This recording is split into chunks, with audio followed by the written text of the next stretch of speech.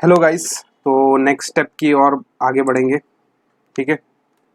और एक और बात, अगर तुम लोगों ने पिछले सारे वीडियोस देख लिए हो, जैसे कि हमने सेटअप हिस्टोरिकल किया, फोरकास्ट इनकम स्टेटमेंट किया, डेप्रिसिएशन शेड्यूल किया, वर्किंग कैपिटल किया, reconcile of cash flow statement and balance sheet, ये एक लेक्चर हुआ था। इसके अंदर अगर तुम लोगों को डाउट आया तो देखिए, डाउट ट्रेस कर पाना बहुत मुश्किल है क्योंकि मॉडल बड़ा है और इसके आने वाले मॉडल भी और भी बहुत बड़े बड़े होंगे, तो डाउट ट्रेस कर पाना मुश्किल है। आपका बैलेंस शीट टैली क्यों नहीं हुआ, पॉइंट्स में फ़र्क आ जाता है इधर उधर। तो आप कर क्या सकते हो, रिपीटेड वीडियोस देख सकते हो। ठीक है, 2-3 बार सुनो तो आके आपको कंसेप्ट क्लियर हो जाएगा। बैलेंस शीट टैली होना नहीं होना वो थोड़ा बहुत तो इधर उधर 19-20 तो होता ही है।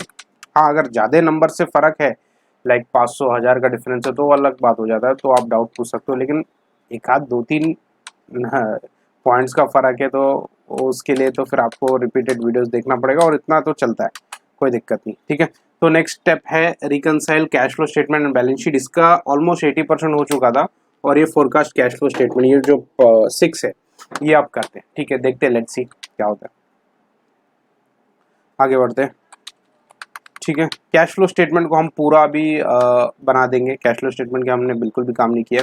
अब देखिए, increase and decrease in accounts receivable, ये वाला जो कॉलम है इसको पूरा भर देंगे।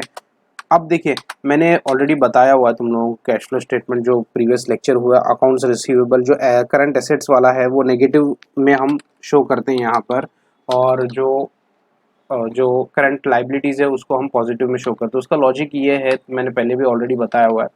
जैसे कि अकाउंट रिसीवेबल, पैसा आने वाला, लेकिन आया क्या, हमारे पास पैसा है क्या, नहीं है, तो माइनस। ठीक है, जैसे अकाउंट्स पेबल है, हमको पैसे देने हैं, दिया क्या, कैश फ्लो अभी तक कैश हमारे पास अभी भी है ना, दिया नहीं, सप्लायर को देना है लेकिन दिया नहीं, अभी भी हमारे पास कैश है, तो कैश फ्लो का यही लॉजिक है। नहीं दिया तो अभी तक हमारे पास पैसा है तो पॉजिटिव में रखो। ठीक है, इक्वल टू, अब देखिए इसको माइनस में लाना है तो हम क्या कर सकते हैं, बेसिक लॉजिक, कि previous year minus current year. ठीक है, प्रीवियस ईयर कम रहेगा और करंट ईयर थोड़ा ज़्यादा रहेगा, तो ऑब्वियसली वो माइनस में आ जाएगा। आप current year minus previous year करके बाद में माइनस साइन भी लगा सकते हो, वो ज़्यादा अच्छा तरीका है, लेकिन फिलहाल मैं ऐसे ही कर रहा हूँ। ठीक है, तो let's do it. Accounts receivable minus current year का अकाउंट रिसीवेबल, थोड़ा सा फटाफट जाएंगे, हम बहुत स्लो जा रहे हैं। इन्वेंट्री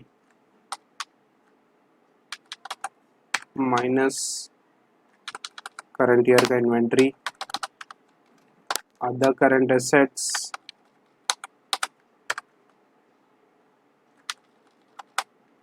प्रीवियस ईयर का। ठीक है, अकाउंट्स पेबल अब हम करंट ईयर से लेंगे। कहाँ है,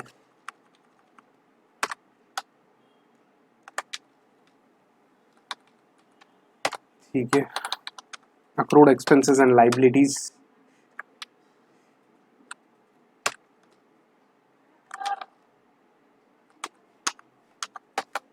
ठीक है, tax payable current year minus previous year.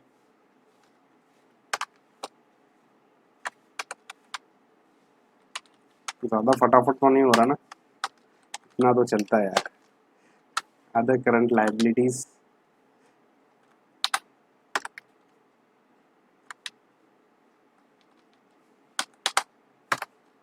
ठीक है, चलो 4.5 आ गया, हमने ये कैलकुलेट कर लिया है।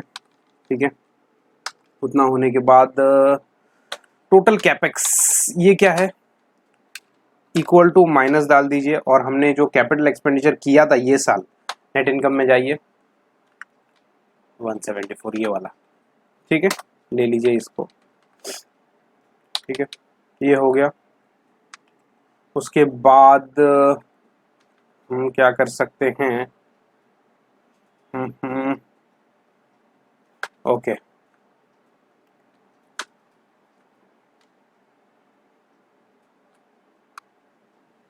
चलिए आगे बढ़ते हैं। यहाँ पे देखिए, gross PPNE equal to this plus, sorry minus this capital expenditure जो हमने अभी वो निकाला। ठीक है,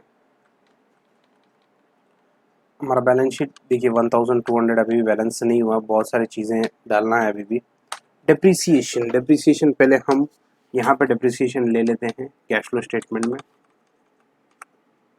इक्वल टू ये साल का कितना डिप्रिसिएशन था, जाइए इनकम स्टेटमेंट में 33.1, ठीक है डिप्रिसिएशन हो गया। अब डिप्रिसिएशन को इक्वल टू ये माइनस दिस दैट डिप्रिसिएशन, ये वाला कैश फ्लो में से लिंक करना है, ठीक है ठीक है, यहाँ तक तो सही आ रहे हैं। इक्वल टू नेट इंटेंजिबल हम उसको एज्यूम करते हैं कि प्रीवियस ईयर का ही फिगर है, इसको भी हम फ्लैट लाइन कर देते हैं।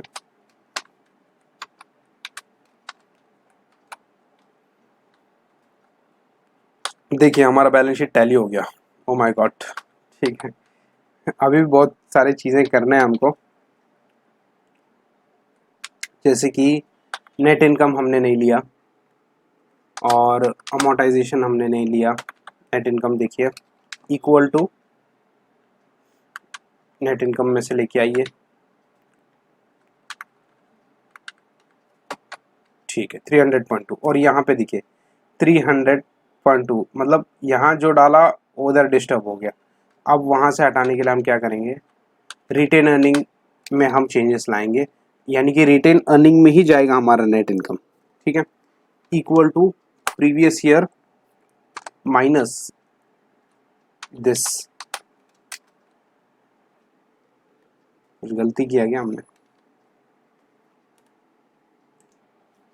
हेलो गाइस, तो हम क्या करेंगे, रिटेन अर्निंग ये जो फर्क आया है equal to this figure plus this we balance, ठीक है मतलब हमारे पास ऑलरेडी इतना यूज़ हो ये था और उसके बाद नेट इनकम को हमने इफेक्ट दे दिया, उसके बाद हमारा बैलेंस शीट जो है टैली हो चुका है, ठीक है। अब और कुछ चेंजेस करना है क्या, हाँ अमोर्टाइजेशन नहीं लिया हम लोगों ने, 17.2, ठीक है। अब देखिए 17.2 से वापस डिस्टर्ब हो गया हमारा बैलेंस शीट, अब इसको कहाँ पे एडजस्ट करेंगे, ये 17.2 को यहाँ रहा net intangibles equal to this minus this 17.2, we balance, yes we balance, ठीक है। देखिए पूरा का पूरा हो चुका है हमारा चेक, ठीक है पूरा बैलेंस शीट टैली हो चुका है हमारा। अब हम इसको ये जो हाईलाइट था इसको निकाल देंगे, अल्ट HN, ठीक है। अब हम क्या करेंगे, कैश फ्लो में जाएंगे नीचे और कैश फ्लो को पहले आगे ड्रैग कर देंगे,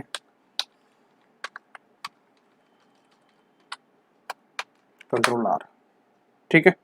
उसके बाद हम बैलेंस शीट को आगे ड्रैग कर देंगे, देखते हैं कि टैली होता है कि नहीं होता है, let's see, hope for the best, control R, yes 90% हमारा हो चुका है टैली। यहाँ पे देखिए 9 पॉइंट का कुछ फ़र्क आया, ठीक है वो देखेंगे बाद में क्या किधर, लेकिन ऑलमोस्ट हमारा पूरा बैलेंस शीट देखिए चेक चेक चेक चेक, यहाँ पे कुछ हुआ है देखेंगे, इतना कोई बहुत बड़ा नंबर भी नहीं है, इधर उधर थोड़ा बहुत तो 19-20 तो होएगा ही, जैसे मैंने बताया था बड़ा नंबर नहीं है, इसलिए मैं डिप नहीं कर रहा हूँ कि क्या है, वो छोटा नंबर है, ठीक है। और यहाँ तक जो स्टेप्स है वो एकदम सही है, मुझे भी पता है, तो इसीलिए लेट्स मूव फॉरवर्ड, हमारा ये स्टेप हो चुका है और अब बचा क्या देखते हैं आगे जाके।